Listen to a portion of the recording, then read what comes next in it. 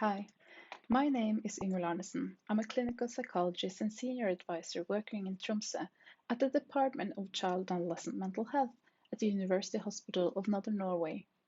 Our service has 6 outpatient and 2 inpatient clinics where we meet around 1,500 families each year.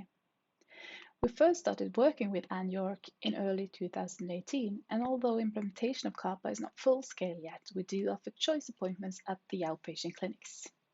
Today, I will present some results of a pilot study led by 2 great colleagues of mine, Siri Høylo Fundingsrud and Maja Myrvang, who are currently on leave. The study aimed to evaluate to what extent families feel involved and engaged at choice appointments. In late 2018, when we started meeting families for choice, this felt like a giant leap of faith, like jumping blindfolded off a cliff and not knowing how the landing would be. We were and still are the only service in Norway implementing CAPA, thus we have to navigate the Norwegian adaptations on our own.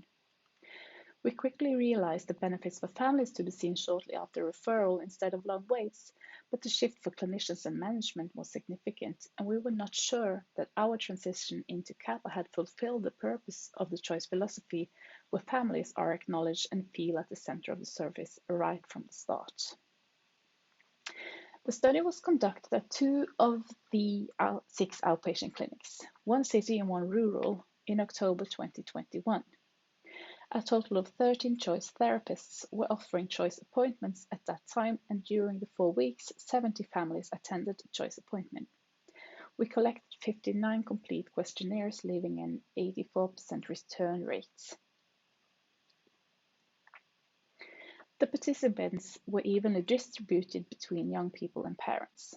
The questionnaire was completed anonymously directly after leaving a choice appointment and delivered in a closed envelope at the front desks. Some general questions were adapted from the experience of service questionnaire, and others were constructed for the purpose of this study. Most questions were ticked a box and 2 questions were open-ended. The youth council at the hospital was consulted for the final draft of the questionnaire, and I will now take you through some of the main results from both samples. Both young people and parents felt listened to, taken seriously at choice, and they altogether felt satisfied with coming to the appointment. Perhaps most importantly, 96 and 97% reported they agreed with the choice therapist about the way forward after choice. It seems that the clinicians need to highlight more clearly to the young people than to parents what the family already did that worked well.